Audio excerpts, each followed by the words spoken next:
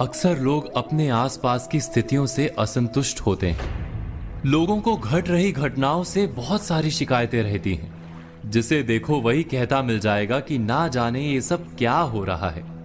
किसी का भी इस तरह व्यथित होकर प्रतिक्रिया देना और कुछ नहीं, उसके नजरिए यानी दृष्टि के कारण है। यानी समस्या दृश्य में जितनी नहीं उससे अधिक दृष्टि की है। वास्तव में ये हम पर निर्भर करता है कि हम अपने समय और समाज की स्थिति को किस तरह से देखते हैं। हमारा नजरिया ही हमारे लिए संसार को देखने और समझने का एकमात्र उपाय होता है।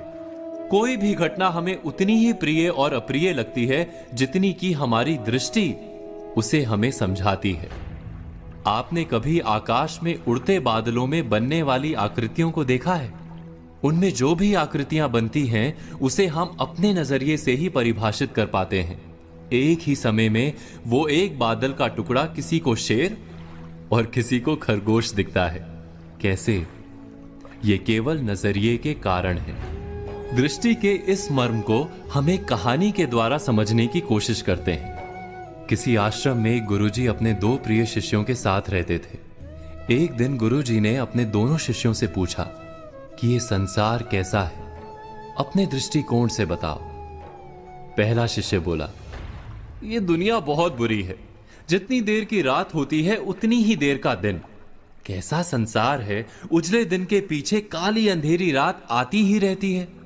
अंधेरी रात को नष्ट करके केवल दिन दिन ही रहना चाहिए, बस केवल उजाला रहे। पहले शिष्य के बाद दूसरे शिष्य ने संसार को लेकर अपना नजरिया गुरुजी के सामने रखा। हर काली रात के बाद एक महाप्रकाशित दिन आरंभ होता है गुरुजी।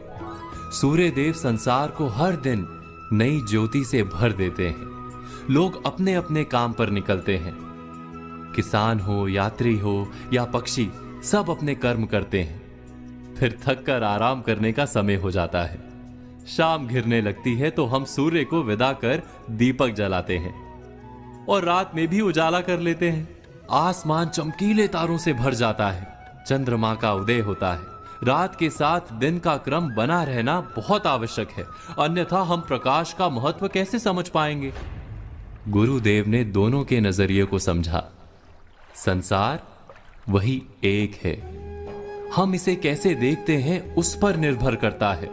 जो अंधकार को अधिक देखेगा उसे अंधकार अधिक दिखेगा। जो प्रकाश को महत्व देगा उसे प्रकाश अधिक दिखेगा। इसीलिए दृश्य नहीं, दृष्टि को बदलने या सुधारने की आवश्यकता है। दोस्तों, आज कही बातों पर विचार कीजिए और कल की प्रतीक्षा कीजिए।